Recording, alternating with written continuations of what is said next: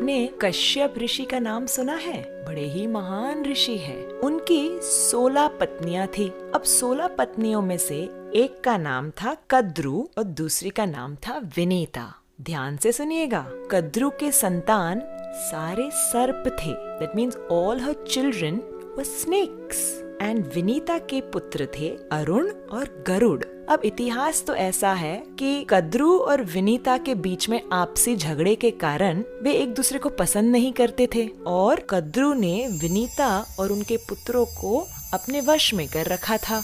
गरुड़ जी ने बहुत तपस्या करके स्वर्ग से अमृत प्राप्त किया और अमृत के द्वारा अपनी माता विनीता और अरुण और स्वयं को कद्रु के कब्जे से आजाद कर दिया। तब से गरुड़ को सर्प के प्रति बहुत ही ईर्ष्या है। तब से गरुड़ जी और सर्प की बनती नहीं है और जहाँ भी सर्प देखते गरुड़ उसे खा जाते। Wherever he would see snakes, he would eat all the snakes। अब जो स्नेक्स की माता थी कद्रु, ये देख के उसे बहुत टेंशन होता था कि मेरे सारे परिवार को ये खा जाएगा। कद्रु गई ब्रह्मा जी के पास। ब्रह्मा जी, मेरी सहायता कीजिए, मेरी मदद कीजिए, ये गरुड़ तो सारे सर्पों को खा जाएगा, हमारा समाज समाप्त हो जाएगा, कृपया हमारी रक्षा कीजिए। अब ब्रह्मा जी गरुड़ के पास आते हैं और गरुड़ से कहते हैं, गरुड़, इतना सारा विध्वंस तुम मत करो इन सर्पों का। एक योजना बनाते हैं जहाँ हर अमावस्या पे तुम्हें एक सर्प मिल जाएगा, तुम उसे खा लेना तुम्हारे भोजन की तरह, तुम अन्य सर्पों को भयभीत मत करना। गरुड़ जी मान गए और इस योजना के अनुसार हर अमावस्या पे एक एक सर्प के परिवार से एक सर्प गरुड़ जी के पास पहुंच जाता था। अब ऐसे करते करते कालिया नाग के परिवार का टर्न आ गया। He had to send one snake to Garuda जी। कालिया ने कहा, मैं नहीं भेजूंगा, मेरे परिवार से कोई सर्प नहीं जाएगा। और गरुड़ जी यहाँ वेट कर रहे हैं। देखा तो ये सर्प तो आया ही नहीं और गरुड़ जी जा झपटे कालिया के ऊपर। घमासान युद्ध हुआ। स्वर्ग से लेके कालिया भाग रहा है और गरुड़ जी उसके पीछे, उसे नोचने के लिए, उसे परेशान करने के लिए उसके पीछे पीछे जा रहे हैं। कालिया गए ब्रह्मा जी के पास, त्राहिमाम मुझे बचाओ, गरुड़ आ रहा है। ब्रह्मा जी ने कहा, देखो तुमने तुम्हारा वचन नहीं निभाया, तुम्हारा टर्न था ना स्नेक भेजने का, तुमने क्यों नहीं भेजा? अब मैं तुम्हारी कोई मदद नहीं कर सकता। कालिया यहाँ जाए वहाँ जाए, बचाओ, कोई नहीं बचा पा रहा था और गरुड़ जी तेज गति से उसके पीछे आ रहे थे। कालिया तब अंत में जाते हैं अनंत शेष के पास, जो कि बलराम जी हैं। त्राहिमाम रो रो के मुझे बचाइए। अब बलराम जी का हृदय तो बड़ा कोमल है। अनंत शेष कहते हैं कालिया से, कालिया तुम व्रज में यमुना नदी में जाकर छिप जाओ, वहाँ तुम्हें गरुड़ नहीं परेशान करेगा, वहाँ तक तो वो आ भी नहीं सकता, यमुना का जल छू भी नहीं सकता। कालिया कहते हैं, अच्छा मुझे बताइए क्यों, ऐसा क्यों है? तो अनंत शेष उसका इतिहास बताते हुए कहते हैं कि एक समय की बात है, यमुना नदी के अंदर शौभरी मुनि तपस्या कर रहे थे। In the water he was meditating और उस समय गरुड़ जी यमुना में से एक मछली को उठाते हैं भोजन के लिए। अब Garuda is an eagle, right? Eagles catch fish and they eat. So इस मछली ने शौभरी मुनि को प्रार्थना की, मुनिवर मुझे बचाओ, गरुड़ के मुख से मुझे बचाओ। और फिर शौभरी मुनि ने उस मछली को बचाते हुए गरुड़ को श्राप दिया, गरुड़ तुम इस यमुना के जल में जैसे ही छुओगे तुम्हारी मृत्यु हो जाएगी, ये मेरा श्राप है। तो इस श्राप के वजह से गरुड़ यमुना पे नहीं आ सकते हैं। अनंत शेष कहते हैं कालिया से, जाओ कालिया, अपनी पत्नियों को लेकर, बच्चों को लेकर, परिवार समाज को लेकर तुम यमुना में बस जाओ, गरुड़ तुम्हें वहाँ नहीं तंग करेगा। तो अब कालिया बसे हुए हैं यमुना के जल में। बड़ा ही अभिमानी नाग कालिया है और अपने विष से, बहुत भयानक विष से पूरे जल को दूषित करके बैठा था। कालिया सर्प के विष से बहुत परेशानी होती थी। उनके गाय जब वो जल पीते तुरंत मर जाते। अरे जल तो क्या, जब यमुना के ऊपर से पक्षियां उड़ती वे भी गिरकर मर जाती। इतना जहर, इतना इतना भयंकर जहर उगलता था। कृष्ण सोच रहे थे मैं कैसे इस कालिया को यमुना से निकालूं।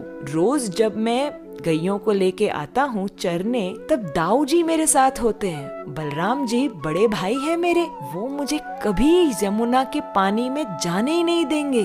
मैं अब ऐसे प्लान करता हूँ कि कल दाऊ जी का बर्थडे है, तो बलराम जी के जन्मदिन पर हम ऐसे प्लानिंग करेंगे कि उन्हें हम साथ में लेकर ही नहीं आएंगे यमुना के तट पर, उन्हें हम घर पर रहने देंगे। तो जब बलराम जी घर पर रहेंगे, कृष्ण अकेले रहेंगे मित्रों के साथ। तो कृष्ण ने सोचा मैं तब जाके यमुना में कूद जाऊंगा और कालिया को सबक सिखाऊंगा। जिस दिन बलराम जी का जन्मदिन था, कृष्ण उसे छोड़कर गैयों को लेकर यमुना के तट आते हैं और वहाँ पे जैसे ही गाय वहाँ पहुँचती है, एक एक एक करके मर जाती है। सब सखाएं घबरा जाते हैं, कृष्ण कृष्ण हमारी गैया को बचाओ बचाओ, पानी पीते ही मर गई, कालिया का इतना भयंकर वहाँ पे विष है, कुछ करो कन्हैया। कृष्ण वहाँ आके अपने कोमल हाथों से जब गैयों को प्रेम करते हैं तो गैया जीवित हो जाती है।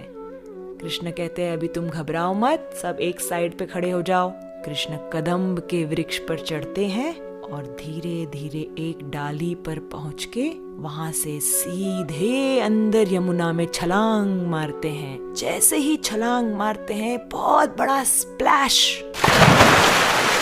Of water happens and Krishna अंदर अंदर अंदर अंदर यमुना में जाते हैं। कालिया वहां सो रहा था और इतना पानी में जब अंदर जाते हैं, there's a turbulence, there's a disturbance।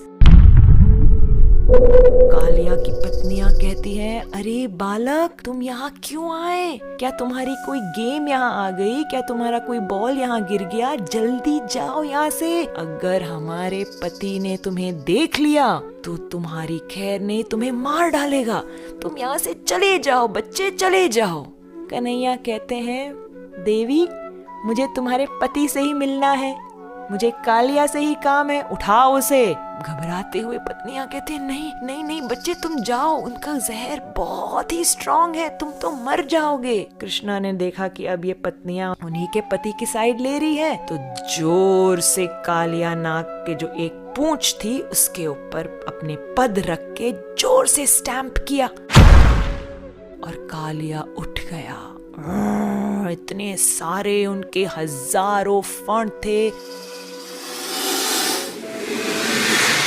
और फणों पे लाल लाल आंखें, हजारों मस्तक कालिया के।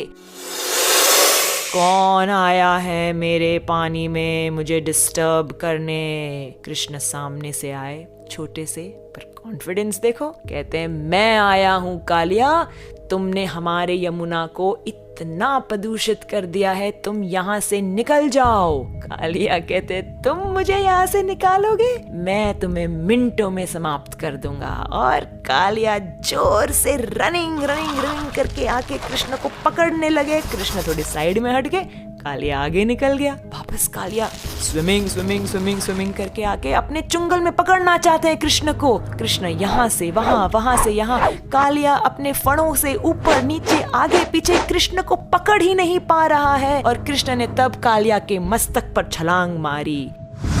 जैसे ही छलांग मारी और एक कदम एक फण पर रखा, उसके मुख से सारा जहर निकल गया। दूसरा चरण दूसरे फण पर, दूसरे मस्तक पर रखा, उस मस्तक से पूरा जहर निकल गया। अनेक फणों पर नृत्य करते करते कालिया के मुख से अब जहर निकल रहा था। ये करते करते करते पानी से ऊपर आए, बाहर आए यमुना से। और ये दृश्य ब्रजवासी देख के बड़े ही घबरा गए। हमारा छोटा सा बच्चा कालिया के मस्तक पर, घबरा गए। माँ यशोदा बेहोश हो गई। नंद बाबा तो अंदर कूदने ही जा रहे थे। बलराम जी ने रोक दिया, पिताजी मत जाइए, कृष्ण संभाल लेगा। कृष्ण नृत्य करने लगे, एक फण से दूसरे फण पर, तीसरे चौथे, 10, 20, 50, 100, हजारों पर इतना सुंदर नृत्य कर रहे हैं कृष्ण कन्हैया। और स्वर्गवासी उन्हें म्यूजिकल अकम्पनीमेंट दे रहे हैं। ये दृश्य अत्यंत सुंदर पर ब्रजवासियों को तो बहुत टेंशन, हमारा बच्चा कृष्ण कन्हैया से कालिया के फणों से कैसे बचकर आएगा। कालिया के मस्तकों से अब सारा जहर उगल के बाहर निकल आया और वे अब विनम्रता से विथ ह्यूमिलिटी कहते हैं कृष्ण को कि मुझे आप क्षमा कर दीजिए, मैंने आपके यमुना को बहुत ही पॉइजनस बना दिया था, आप मुझे क्षमा कर दीजिए। कालिया की पत्नियां भी बहुत ही प्रार्थना करती है कृष्ण से, आप हमारे पति को क्षमा कर दीजिए, आप क्षमा कर दीजिए। कृष्ण बड़े प्रसन्न होते हैं इन प्रार्थनाओं से और कहते हैं कालिया यहाँ से तुम निकल जाओ, अपने समाज को लेके निकल जाओ, मेरे ब्रज के वासियों को परेशान मत करना।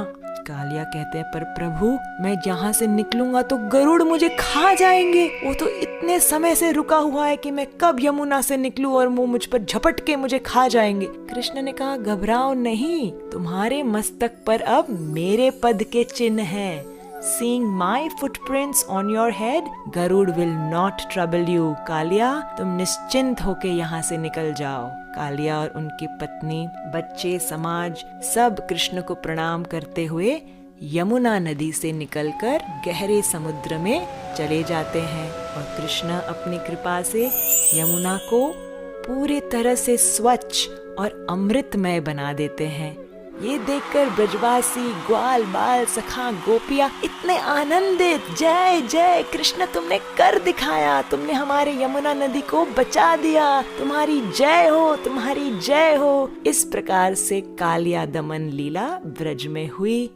आइए चलो सुनते हैं एक दूसरी कहानी।